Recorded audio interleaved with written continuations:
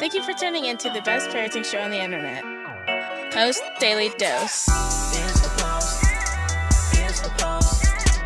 It's the Post. The Post Daily Dose. It's the Post. It's the Post. It's the Post. The Post Daily Dose. It's the Post. It's the Post. Hey there, Facebook family. This is Kristi, Saul, the co-founder of the Post+Institute, coming at you live on this fabulous Friday. TGIF. And look at me. It's 2 days in a row where I actually know what day it is. So I'm feeling good about that. You know, sometimes you just have to break it down to the smallest little element to be able to feel like we're having an accomplishment. So my accomplishment, I've had a lot of accomplishments today, but one of them is to be able to know what day of the week it is. So I hope you guys are doing great tonight. And thank you for joining me for the best little parenting show on the internet. I see some names popping up, folks watching, and hello to everyone. Hi, Mary. I see you there. Hi, Janet. Hi, Gareth. How are you? It's so good to see your name. And I just want to let you know, specifically, Gareth, I always appreciate, you always have not always, I shouldn't say that. I always try to see, I keep saying that. I like to try to stay away from absolute words like always, never, what other ones are there? But I know I enjoy the sense of humor that you often bring to the comments. And I know you and Brian have had a chance to meet and hang out a little bit. And that just, I don't know, there's something about that. It just creates this sense of family that I really appreciate. So, of course, I want to take a second to plug these books. Brian's book, From Fear to Love, the best place to get this. You can get it on Amazon. You can get it on our website, postinstitute.com. But the absolute best place to get this book is feartolovebook.com. It is where we have it on promotion for $7.95. And when you purchase there, you automatically get an audio version. And you also get a bonus podcast. So that's pretty cool. Then also this book right here, Brian's book, The Great Behavior Breakdown. You can get that on Amazon as well as postinstitute.com. And our newest addition to our book publications, the Fear to Love workbook. Now, it's a little tricky. The printed version is only available right now on Amazon. We have an ebook version on our website, and we are working to get it in-house in print so that we can ship it direct to you guys. So if you want the printed version of this incredible workbook, and it is incredible, be prepared. It will take you a little deep. It'll take you a little deep. But that is what this work is all about, right? It's about going deep into our own healing, going deep into understanding the effects of trauma. Because the more we understand ourselves and the more we understand our children, the more we understand the blueprints that are stored in our subconscious from our own pre-birth and early life experiences, then that will help us be able to understand why we react the way we do and why we may have troubles being able to respond, being able to calm our brain and respond to certain things. It'll help us understand why certain things are triggering to us. Did you know that just because something's triggering to you doesn't mean it's going to be triggering to every adult in the world?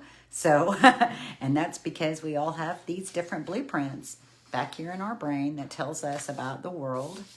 It's actually said by John Bowlby that 0 to 3, the 0 to 3 relationships and 0 to 3 experiences create the blueprint for all future relationships. That's pretty significant, isn't it? And so the more we can understand the impact of trauma, it will help inform us to understand what our children are needing. So the topic that I picked today has to do with continuing with where we were at the beginning of the year when we were talking about the handouts, talking about exploring the position of our heart, talking about things that we get fearful about, and how those things that we get fearful about then can interfere with the relationship that we have with our children. And part of what sparked it, of several things, but we had a post on our Facebook page that I think it was like the most recent one today, that just, it's pretty simple and says we all want our children to respect and obey but we'd like for that to be out of love and not out of fear.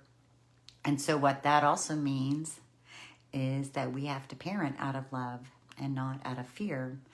I think where it gets confusing is that we have been taught, for many of us in our upbringing, many of the things that our parents did, calling it love, actually were coming from a place of fear. And so over the generations and generations, we have gotten a little bit confused about what love looks like.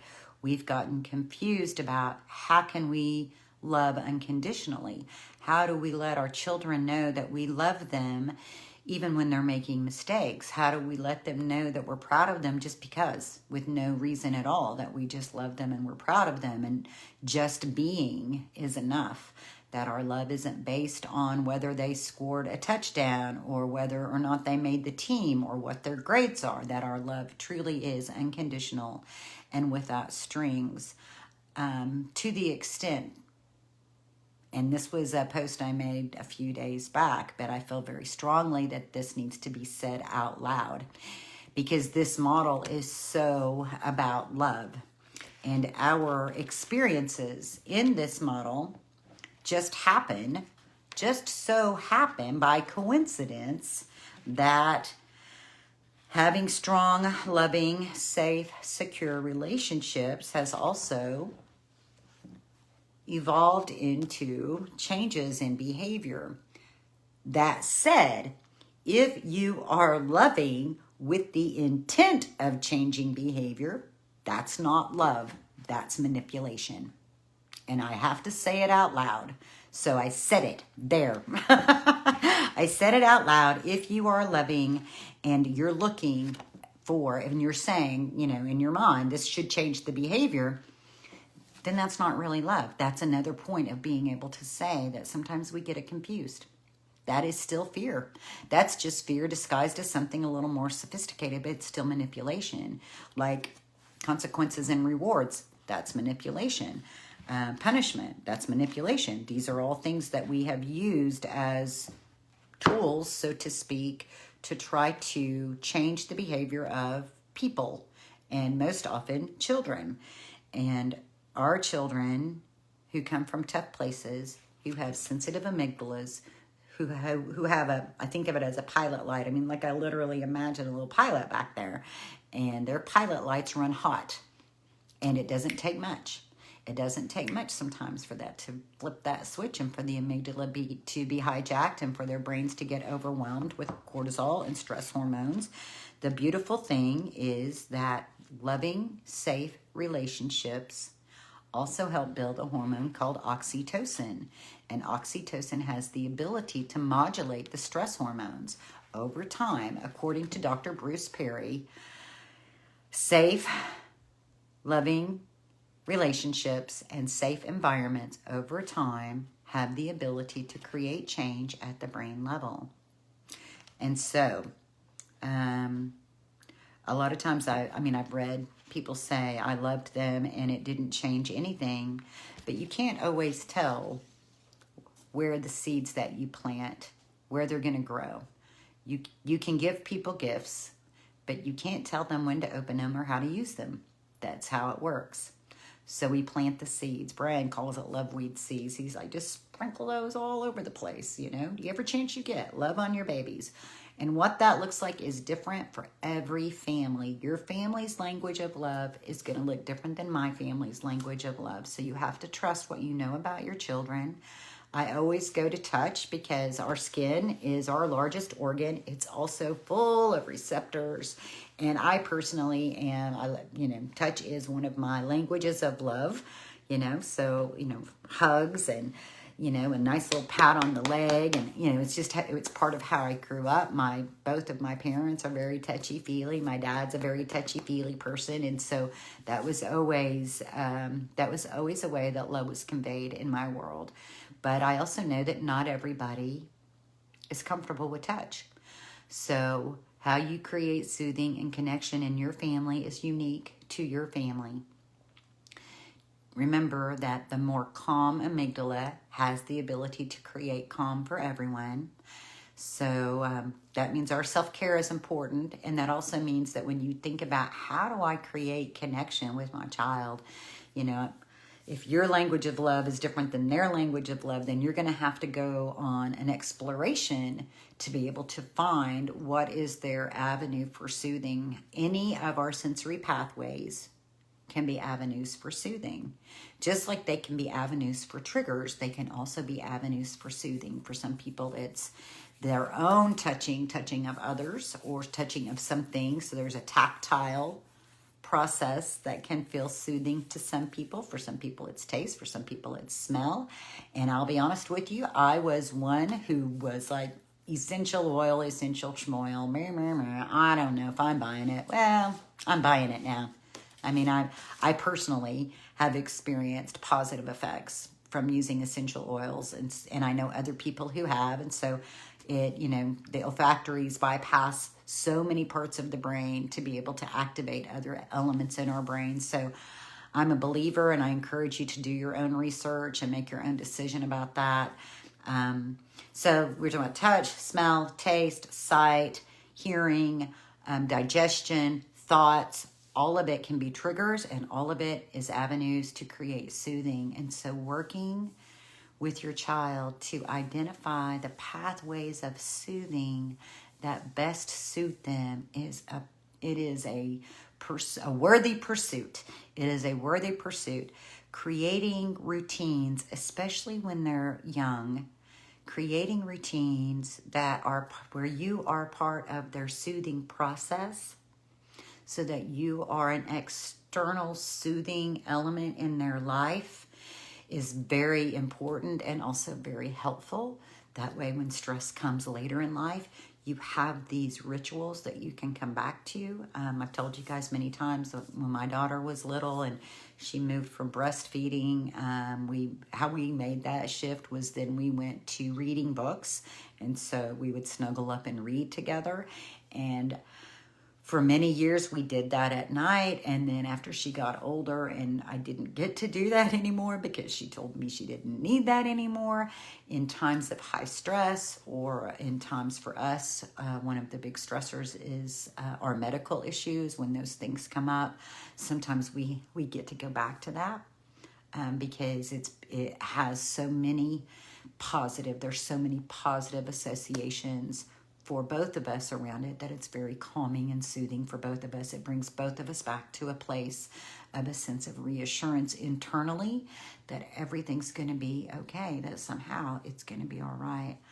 Debbie says, mine is sensory with squeezing, pushing, physical, but not on his terms.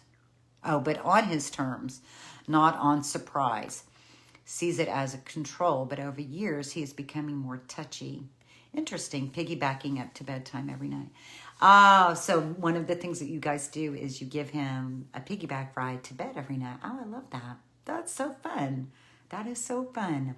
So yeah, finding those fun, ways to inject elements of playfulness. It's interesting that you said sensory was squeezing and pushing, physical, but it has to be on his terms. And I think for you, Debbie, to be attuned to that is a really valuable thing. It makes me think about, I'm sure that there are people, and there may be people watching right now. I know that there are people in our network who are very well versed in occupational therapy. Trauma-informed occupational therapy is very valuable. Many of our children have different tactile sensitivities. They have lots of sensory issues that is often directly related to the womb experience. That very sensitive amygdala can create lots of sensory sensitivities. And so even consulting or reading about trauma-informed occupational therapy can give you some insights into things that you can do. I know, like, for some, using like a hairbrush, a hairbrush on the arm. One of my favorite places to be tickled and scratched is one of my favorite. Okay, now I'm just going to get lost. Like, I get to sit here and scratch my forearm forever. Everybody has different things. Hand massages, foot massages, leg rubs. Explore. explore and respect their boundaries as you do it, so that you can come across what the most preferred avenue for soothing is, and as much as possible for you to be a part of that, so that they see you as a place of comfort and safety and security.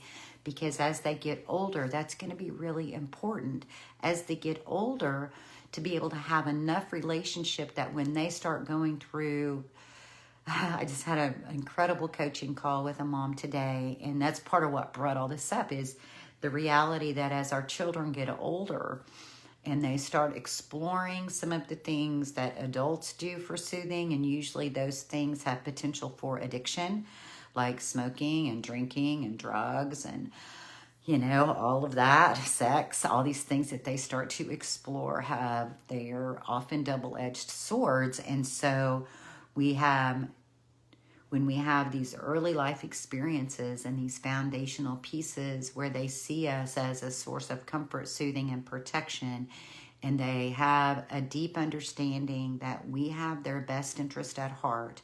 That doesn't mean we always agree, but truly in my heart of hearts, I have your absolute best interest at mind.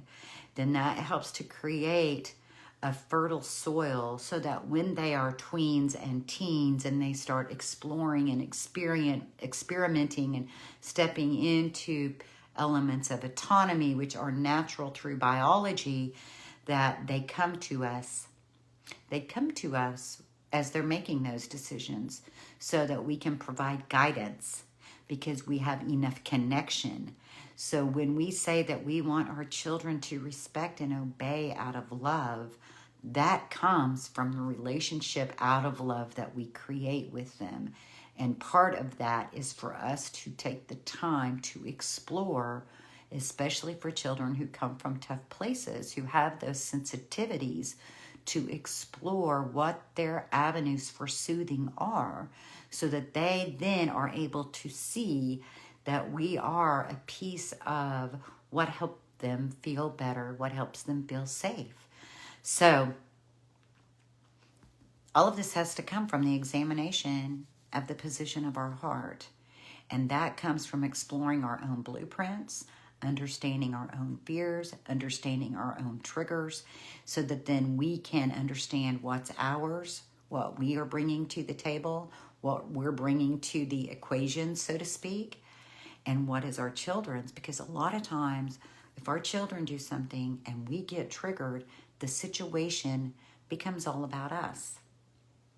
When we have these things, it's never separated, so I don't want to make it sound like it just gets all that clear. But when we have a clear idea of what it is that is triggered within us from our own blueprints, it's from that point that we can put that aside and be present for our children when they're having challenges. Until we're able to do that, when they have challenges and we get hijacked, then everything starts becoming about us, and we're not able to be present and supportive for our children. So our message today is packed with a tons of little things for you to grab onto. Pick one, focus on that, explore it, meditate on it, pray on it, and let it percolate in your system as you work towards growing more loving, more safe, connected relationships with your children. I hope that at some point today, if you haven't already, that you take everything you worry about, everything you've been fussing about, everything you've been fretting about, everything you've been teaching about, and put it to the side and just enjoy your children. Just enjoy them. Just enjoy their quirky little selves, their funny little selves, their growing little selves, their little selves that think they know everything, but yet, they're still not there yet. Just kick back and enjoy it. Don't worry about it so much. Time's on our side. Build relation. Just focus on building that relationship and building that safety, and lots of beautiful things will grow from that over time. And remember what Brian tells us. In any given moment, we can act out of those blueprints of stress and fear and overwhelm. It can happen to us any minute. It can happen to any of us. We can take 1 to 2 to 3 to sometimes 10, sometimes 30 deep breaths. Take those deep breaths until you feel the calm. The reason for the deep breaths is the first thing that we all do when we are stressed subconsciously, the first thing we do is we hold our breath. And that causes our thinking to be distorted and confused, causes our short-term memory to be suppressed. If you can just get the first breath in, then you'll be surprised because then you can get the second one and the third, and you'll begin to feel calm, enter your body, and a little more calm. And from that place, we can choose love. Much love to you. I hope you guys have a blessed weekend, and we will see you guys on Monday.